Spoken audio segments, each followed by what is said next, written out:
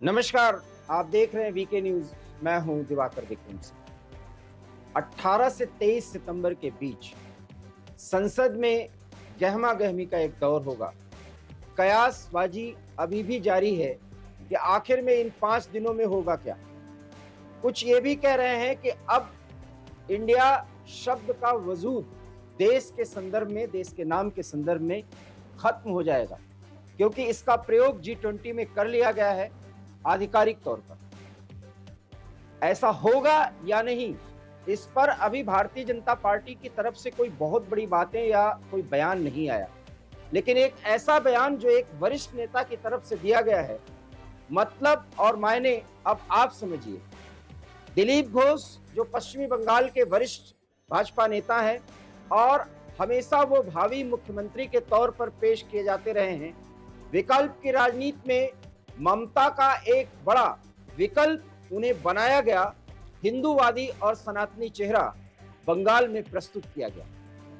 दिलीप घोष ने बंगाल में एक कार्यक्रम में कहा कि अब देश का नाम भारत होगा और जिसे इसको लेकर के कोई भी आपत्ति है वो देश छोड़ करके चला जाए। और इसके साथ ही उन्होंने कहा कि इस देश का वास्तविक नाम भारत है। इस पर फिलहाल तृणमूल कांग्रेस की तरफ से कोई बड़ा बयान, प्रतिक्रिया के स्वरूप नहीं आया।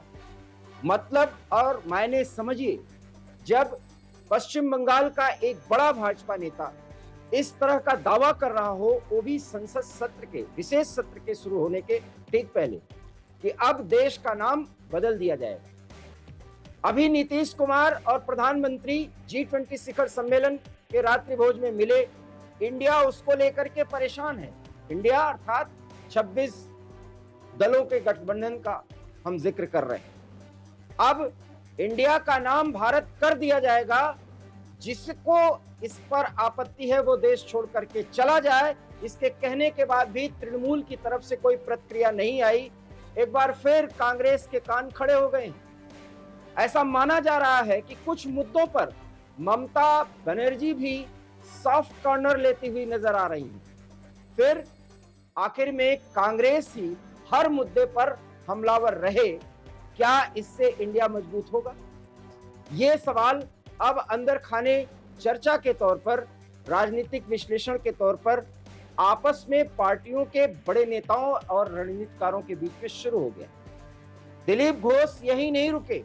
उन्होंने ये कहा कि अगर पश्चिम बंगाल में भारतीय जनता पार्टी की सरकार बनी तो यहां पर सार्वजनिक स्थलों पर जितने भी विदेशियों के मूर्तियां हैं उसे कुछ ही घंटों में हटवा दिया जाएगा। अब आप समझते हैं कि कोलकाता को जिस तरह से स्टैब्लिश किया गया है, वहां पर ब्रिटिश काल के कई मूर्तियां और कई स्टैब्लिशमेंट हैं। हालांकि स्टैब्लिशमेंट्स अर्थात उन मॉन्यूमेंट्स को हटाने की बात उन्होंने नहीं कही, लेकिन मूर्तियों को हटा देने की बात कही। इस पर भी तृणमूल की तरफ से कोई बड़ी आधिकारिक प्रतिक्रिया नहीं आई है। पश्चिम बंगाल कांग्रेस यूनिट से लेकर के केंद्र में जितने भी दल हैं जो भारतीय जनता पार्टी का इस समय विरोध कर रहे हैं खुल करके, और उसमें कांग्रेस मुखर है, वहां इसको लेकर के एक ऐसी चर्चा है कि आखिर में क्या कारण है कि G20 शिखर सम्मेलन से कुछ दिन पहले से लेकर अब तक,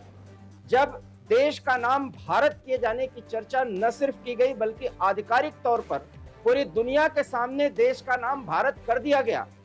वो आपने तस्वीरों के जरिए भी देखा होगा। इनविटेशन कार्ड्स पर प्रधानमंत्री जब पूरी दुनिया को एक तरह से संबोधित कर रहे थे, उस पर पोडियम पर वहां पर भारत शब्द का जिक्र किया गया था, इंडिया नहीं। तो ऐसे में विशेष सत्र शुरू होने के पहले दिलीप घोष ने एक बड़ा बयान दे दिया है और ममता बनर्जी की तरफ से उसकी कोई प्रतिक्रिया नहीं आई। हालांकि एक प्रतिक्रिया एक स्थानीय नेता के तौर पर, जाने जाने वाले व्यक्ति के तौर पर दी गई है जो तृणमूल से संबद्ध है, लेकिन इस मुद्दे पर तृणमूल की तरफ से कोई बड़ा बयान या प्रतिक्रिया के स्वरूप कुछ भी नहीं कहा गया। तो क्या माना जाए कि अब संसद में जब कार्यवाही शुरू होगी और भारत और इंडिया को लेकर के चर्चा होगी, तो तृणमूल कोई कड़ा रवैया नहीं इख्तियार करेगा? क्या उसका रुख सॉफ्ट होगा? और अगर वो स्थिति आई तो संसद में अगर इस संदर्भ में कोई चर्चा हुई तो क्या भारत शब्द प्रयोग में लाया जाएगा और देश का नाम भारत कर दिया जाएगा? अब इस पर चर्चा होने लगी। हालांकि इसका एक पहलू ये है जिस पर राजनीतिक कयासबाजी, कयासों का ये दौर और विश्लेषण किया जा रहा है कि देश का नाम बदल दिया जाएगा। जब संवैधानिक दृष्टिकोण से देखें तो क्या देश का नाम बदलना है? वास्तव में हम शब्द का ही गलत इस्तेमाल कर रहे हैं। इसमें बदलने जैसी कोई बात नहीं, क्योंकि संविधान के पहले पृष्ठ पर अगर आप देखें तो इंडिया दैट इज भारत, अर्थात भारत शब्द का इस्तेमाल आधिकारिक तौर पर, शासन के तौर पर अगर उसका इस्तेमाल किया जाता है तो इस पर कोई आपत्ति आधिकारिक तौर पर की ही नहीं जा सकती। और शायद यही कारण है कि ममता जैसी वरिष्ठ नेता ये समझ रही हैं कि अगर उन्होंने कांग्रेस के तरीके से इंडिया और भारत के मुद्दे पर अपना बयान दिया तो वो बेहद बुरी तरह से फंस सकती है। और जिस तरीके से हर एक मुद्दे पर, यहाँ तक कि G20 के सफल आयोजन पर भी जिस तरीके से टिप्पणियां और बहुत सतही टिप्पणी कांग्रेस की तरफ से की जा रही है, अब न तो नीतीश कुमार, यहाँ तक कि आरजेडी के भी कोई नेता इस तरह की टिप्पणी नहीं कर रहा। मायने और मतलब समझिए। हालांकि अखिलेश यादव ने एक ट्वीट के जरिए एक्स पर जो पोस्ट किया उसका मतलब कुछ और होता है। हालांकि उसका एक राजनीतिकरण किया गया और राजनीतिक अंदाज में उन्होंने जी का मतलब पूछा है, क्योंकि घोषी में सपा की जीत हुई है। हालांकि उसके मायने अलग हैं। जो उत्तर प्रदेश की राजनीति को जानते समझते हैं कि घोषी में जीत क्यों हुई, वो चर्चा का अलग मुद्दा है। लेकिन इस पर कोई भी टिप्पणी नहीं कर रहा। क्या अब ये मान लिया जाए कि इंडिया शब्द को जिस तरीके से किनारे किया गया और भारत को प्रभावी बनाया गया, अब उस पर अगर संसद में कोई चर्चा होती है तो फिलहाल विपक्ष के पास कोई सख्त आधार या बड़ा आधार नहीं है विरोध का। लेकिन कांग्रेस तो विरोध करेगी। क्या कांग्रेस के विरोध में सभी का विरोध और उसके स्वर मिलेंगे?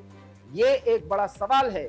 लेकिन फिलहाल दिलीप घोष ने संसद के विशेष सत्र के शुरुआत के पहले ये बड़ा बयान दिया है, और वो ये कि इस देश का नाम अब भारत कर दिया जाएगा। जिसको इस पर आपत्ति हो वो देश छोड़कर चला जाए। इसके मायने क्या हैं? आने वाले समय में आधिकारिक तौर पर संसद में भी किसी भी माध्यम से ये घोषणा की जाएगी कि अब देश का नाम भारत होगा। शासकीय और प्रशासकीय स्तर पर भारत शब्द का ही इस्तेमाल किया जाएगा। क्या होगी वो स्थिति? क्या संसद पर इस पर चर्चा होगी और विपक्ष में क्या इस पे फूट होगी? वीके न्यूज इस संबंध में कोई भी जानकारी होगी आपको जरूर देगा और उसके संदर्भ में विश्लेषण भी प्रस्तुत करेगा। फिलहाल मुझे इस विशेष प्रस्तुति से दीजिए इजाजत। नमस्कार। वीके न्यूज, राष्ट्र के नाम।